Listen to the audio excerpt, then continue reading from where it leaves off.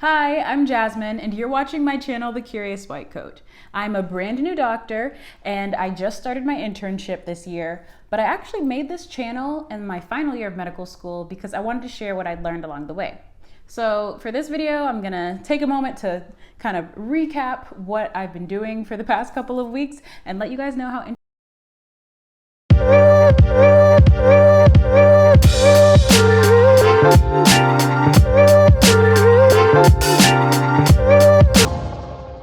It's been a solid 2 months of residency. I started on July 1st and now here we are in September. So I am here, it's real, it's not a dream, I'm surviving.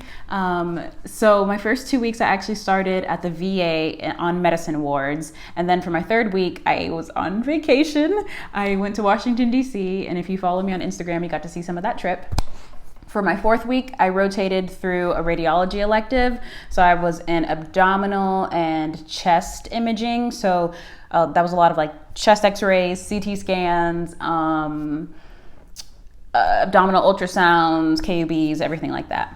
But then on my fifth week, I started my first full month of medicine wards.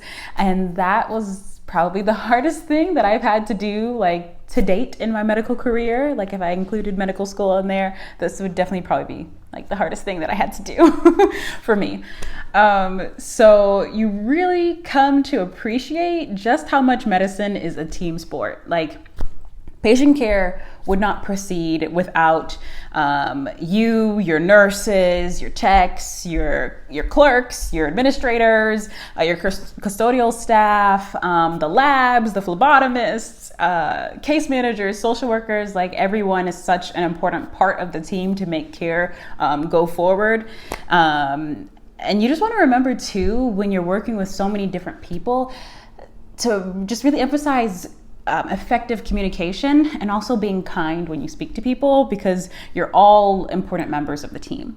The teaching team is made up of an attending doctor. You have your senior resident, who's usually a PGY2 or PGY3 in internal medicine. You also have your two interns, so me and someone else, usually from different specialties, but sometimes you might have like two interns that are both in internal medicine on the same team. And then we had 3 medical students for the entire month. My team actually shifted quite a bit. So I had a new attending each week. I had 3 different seniors in the time that I was there. And I also had 3 different co-interns. So this was a little different from my last time that I did wards, because we admit every day except for one day, and that was actually the day I had off. So it was like every day I was there, I was admitting new patients, and then we also alternated being the code and the consults team. So this was a new schedule for me, a new EMR, and it definitely took some adjustment for me. You're pretty much gonna see something from every organ system as far as patient cases go. So heart failure, altered mental status, you see everything, okay?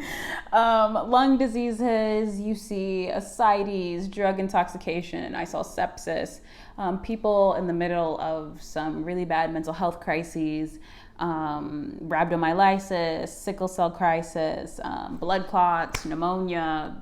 You saw a lot of things. And the situation may not always be what you thought it was gonna be like right off the bat. So, for instance, I had a patient who was brought in as a trauma because they were involved in a minor car accident, but they were had been driving on the way to the pharmacy to go pick up their Lasix. And that's like a diuretic for people that they use when they have heart failure. And he had been like not really sticking to his low salt, low fluid diet, and while he was, getting worked up for the trauma, they saw all of this like edema in his lungs and realized that he was in the middle of a heart failure exacerbation. So then we got called to be able to work that out. All right, so my phone died, so I'm having to film this a little while later. I have lost all daylight. Anyway, back to the video. One of the things that I have to do is to be able to assess whether someone is sick or not sick. And I remember in medical school thinking, how am I supposed to do that? But I actually have a patient that sticks out in my mind because of like this scenario that they had. So this person was a 55-year-old individual with past history of alcohol use disorder that was complicated by delirium tremens.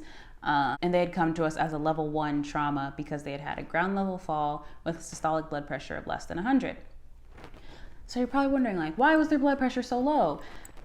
Turns out they had had about a week's worth of coughing, non-bloody, non-bilious emesis, and diarrhea. The diarrhea was also non-bloody. The only thing they had been doing as far as like nutrition wise is drinking about a pack of beer a day. They had no appetite to eat any food. They also had fevers, chills, muscle aches, and this like diffuse abdominal cramping sensation that kind of came with the diarrhea. So several days of this thing that seems kind of like an infectious process going on, gastroenteritis, something, an upper respiratory infection, lower respiratory infection, something with a cough. When this person arrived, their initial blood pressure was like 86/55 or something like that. After fluid resuscitation, their mean arterial pressures are ranging like 65 to 70. As for their other vitals, I looked at their vitals before I went to go see them. They had low-grade fevers. They were tachycardic. Their heart rate was about 110, 120s. They were breathing very quickly. Their respirations were as fast as like 40-something breaths per minute. And then they were satting about 96% on 4 liters nasal cannula. So just like with knowing those signs, I'm already thinking this person is probably not doing very well. So when I went to go see them, I walked into the room, introduced myself, and then they had been laying down and they kind of like turned to look at me and they looked kind of groggy. They were somewhat weak. They were mildly diaphoretic, and they had like this like glassy look in their eyes. So putting all those things together, I was thinking, okay, this person is sick, and I was very concerned. Throughout their course, just to kind of shorten it all, turns out they ended up having COVID pneumonia. They had several opacities, which showed like infection all over their lungs. They met sepsis criteria. They also would be considered to be an acute hypoxic respiratory failure because when they had come in, their saturation was in the 80s. They were very sick. But they were one of like my favorite patients to come and see in the morning because they continued to progress and get better. And it was just really nice to see how they ended up continue to do better until when we ended up safely discharging them. And it was like night and day from the moment when I first walked in from when they left. So that was a good thing to see. I had my struggles. That first week of wards, I was like, oh, this isn't too bad. I'm getting here at 7. I'm leaving around like 7:30, 8. This isn't too bad for being like my first round of being a doctor. Everything's fine. And then that second week of wards, I was like, wow. I was overwhelmed. I remember like sitting at my workspace at one point and thinking, if I have to keep going and like at this pace and on this routine that I'm doing for like months and months on end, I'm gonna be burnt out. So I had to really stop and focus and think, what does Jasmine need right now? And I realized that like I need a break. So what that meant was I was going to tackle what I could during the day, and what I couldn't get to, I just couldn't get to. And I tried to give myself grace and recognize that, I'm only human and I can't carry like the weight of the world on my shoulders. And I'm in the middle of a very big transition right now. You know, I've moved to a new state. I've started a new job that has a lot of responsibilities to it.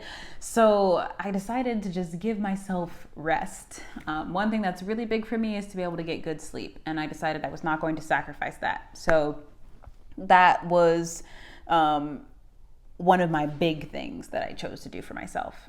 Another thing that I chose to do was to set boundaries. So when I'm not, like on call, when I'm not required to answer the pager or look at Epic chats, those things get turned off and put away.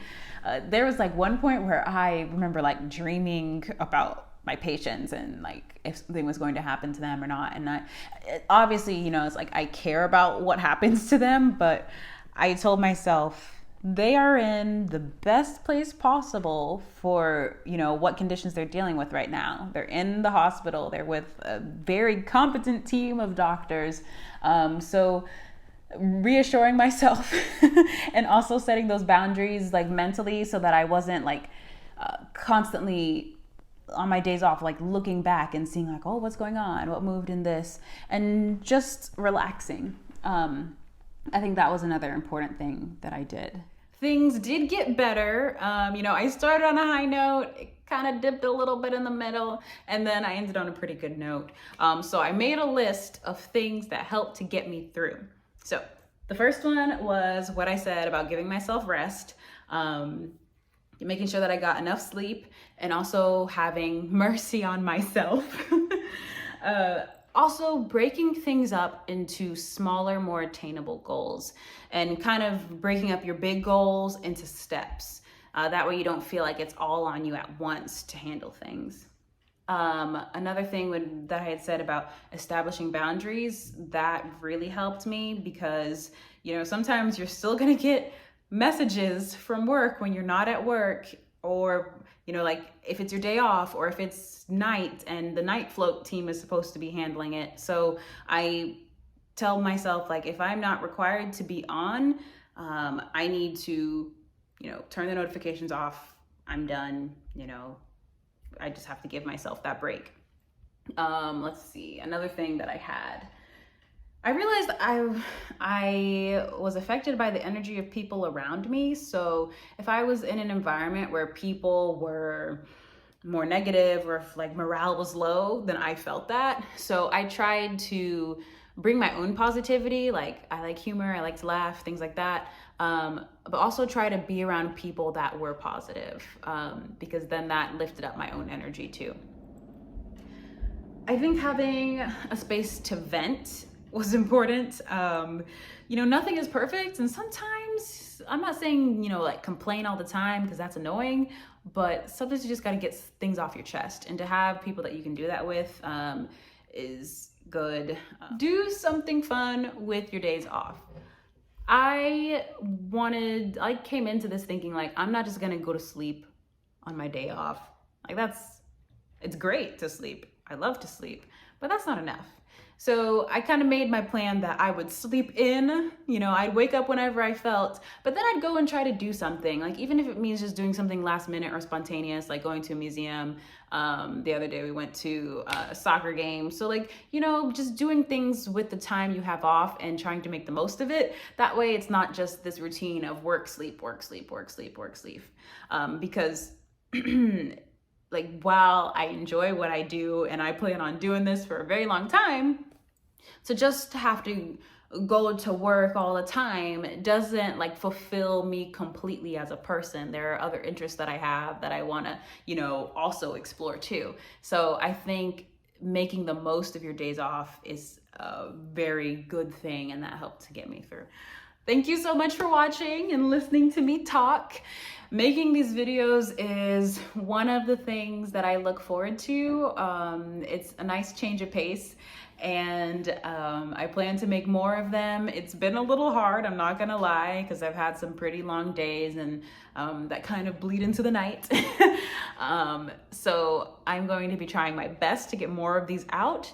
In the meantime, thank you again. Don't forget to subscribe to my channel so that you can see more videos, and I'll see you in the next one. Bye.